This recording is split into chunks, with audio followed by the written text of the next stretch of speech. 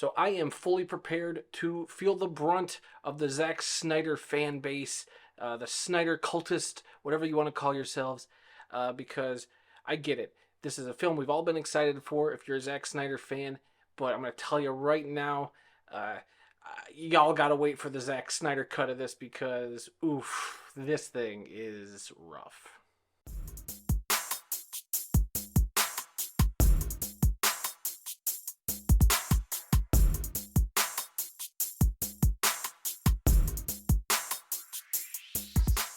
So, Rebel Moon Part 1, A Child of Fire, is the new Zack Snyder film in his collaboration with Netflix to bring us a sci fi epic, unlike anything we've ever seen, supposedly. Their words, I don't know. Look, the story here is pretty simple. It is a space remake of a story we have seen over and over again of a uh, outlaw coming to defend a village who is threatened by a greater threat.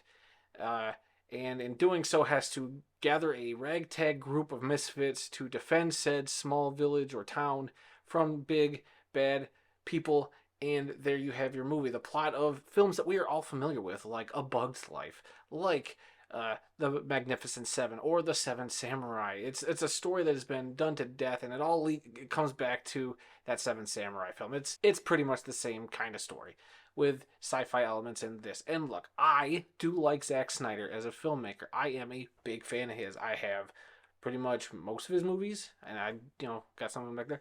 I like pretty much what he has done. I like his style. I think he's a cool dude, but this film here has got so many issues, and the least of which is the fact that it is clear that Netflix put out this movie with the hopes of drumming up people asking for a Snyder cut version of this film that definitely feels like it might be missing some stuff. That the director himself even has said, "Oh, you got to see the 4 hour version of this because that's the true full story." Like, why not just give us that right off the bat, Zach? I mean, I don't know if that's Netflix doing that, if that's you doing that, I don't know, but just give us the movie you intend to make. Like, I get it, like, you got to collaborate with a studio and all that, and stuff gets lost, and that's why there are director's cuts and there's studio slash theatrical versions of stuff.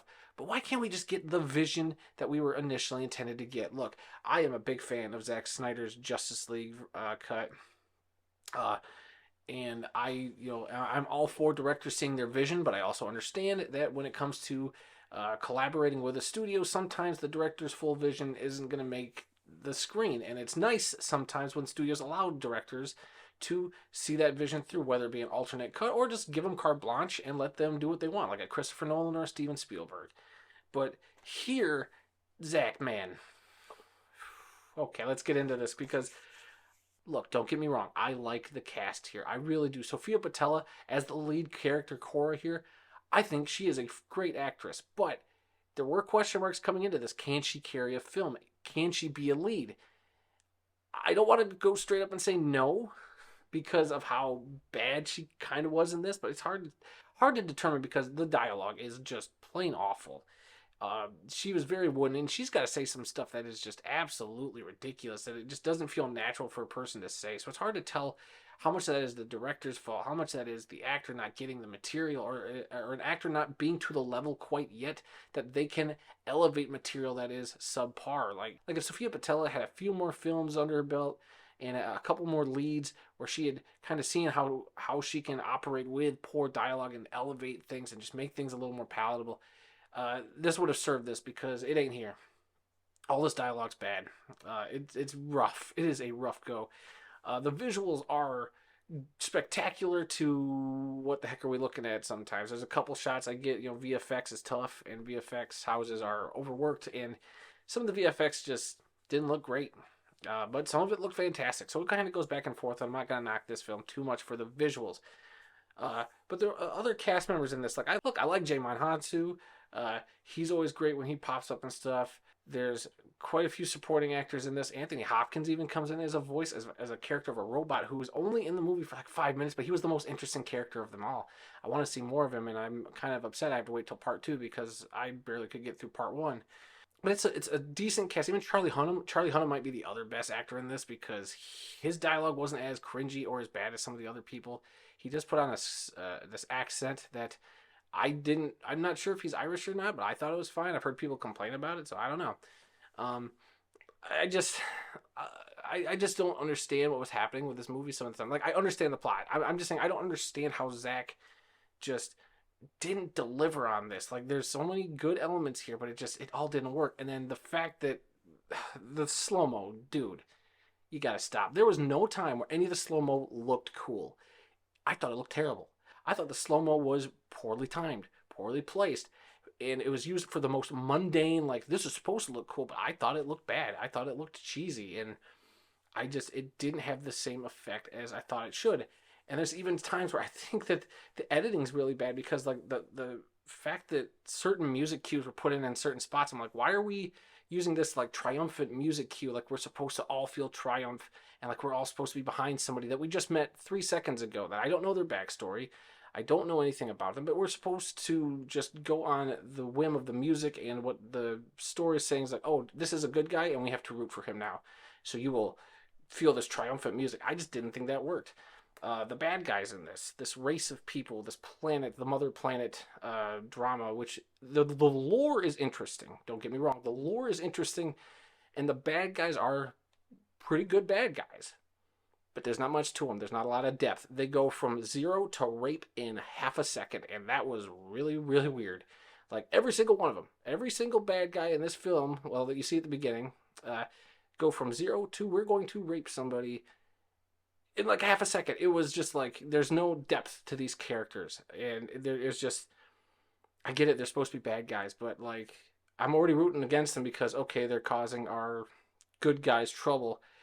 But other than just saying they're bad guys, there was nothing else really there, and you see them do vile, disgusting things, and I just that's where it stops. It's black and white. There's no gray in there. There's no depth to making these villains even more like hate them even more. They're already surface level villains and we're not gonna like them, but now I'm just like, I mean, I don't like them, but like they're just bad guys now. Like what can you do that isn't just like using the cheap ploy of just like they will assault somebody. It's just like, okay, I get that, but where's I don't know. I just didn't feel like that worked. I'm sure people are going to disagree with me there. Like, I just don't know. It's hard to tell with the Snyder cult fans, but just all across the board here, I feel like it's a big missed opportunity. It's just so much of this. The story wasn't as great as it could have been, especially coming from a template of a Seven Samurai, which is like a tried and true formula that has worked for countless other films and can be reworked in different ways to make it interesting. And here, I just didn't find it interesting. All the characters they grab along the way, I did not give a crap about. Did not care about any of them. They were not given any time to be set up or why they're important. And to be honest with you, I mean, I got their names pulled up, all the character names here. The only character I could tell you their name was probably Cora, the main character, played by Sofia Boutella, and Titus, played by Djimon Hounsou. That is it. I couldn't tell you any of these other characters' names. That's how boring and forgettable that was. I was not invested in anything in this film. I wanted to be. I wanted to be so bad. I wanted to like this film. But at the end of the day, I'm going to give it a D+.